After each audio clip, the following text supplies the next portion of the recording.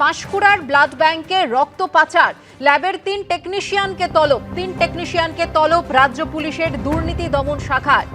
17ই August বেআইনিভাবে রক্ত বিক্রির অভিযোগে একজনকে গ্রেফতার করা হয়েছিল এবং তাকে জেরা করেই 3 টেকনিশিয়ানকে তলব করা হয়েছে। বিস্তারিত জানবো, কথা বলবো আমাদের প্রতিনিধি আবির দত্তের সঙ্গে। আবির, দেখো, গোপন সূত্রে খবর পেয়ে রাজ্যের এসিবি অর্থাৎ অ্যান্টি কারাপশন ব্রাঞ্চ তাদের তরফ থেকে একটি তল্লাশি অভিযান এবং একটি নজরদারির অভিযান শুরু করা হয় এবং সেখান থেকে তারা যেটা জানা যাচ্ছে যে পাঁশকুড়া ব্লাড ব্যাংকে তারা হানা দেন এবং সেখানে শাহাবুদ্দিন মল্লিক নামে একজন ব্যক্তি যাকে গ্রেপ্তার করা হয় এবং হাতে নাতে পাকড়াও করা হয় এবং সেই যে ব্যক্তিকে ধরা হয় সেই ব্যক্তিকে হেফাজতে নেওয়ার পর তাকে জিজ্ঞাসাবাদ করার পর তারা যারা জানতে পারেন যে বেআইনিভাবে রক্ত পাচার হচ্ছে।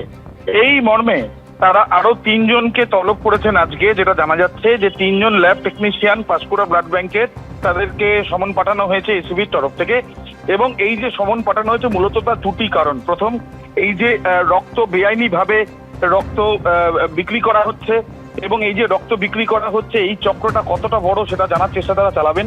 এবং দ্বিতীয়ত, এই রক্ত কবে থেকে বিভিন্ন জায়গায় পাচার করা হচ্ছে এবং কোথায় কোথায় পাচার করা হয়েছে, কত টাকার বিনিময়ে, এই বিষয়গুলো জানার জন্যই কিন্তু তাদের তরফ থেকে এই ডেকে পাঠানো হয়েছে এবং তাদেরকে জিজ্ঞাসাবাদ করার হলে তার পরবর্তীকালে তারা তদন্ত এগিয়ে নিয়ে যাবেন, এমনটা এসিবি সূত্রে খবর। ধন্যবাদ আবির।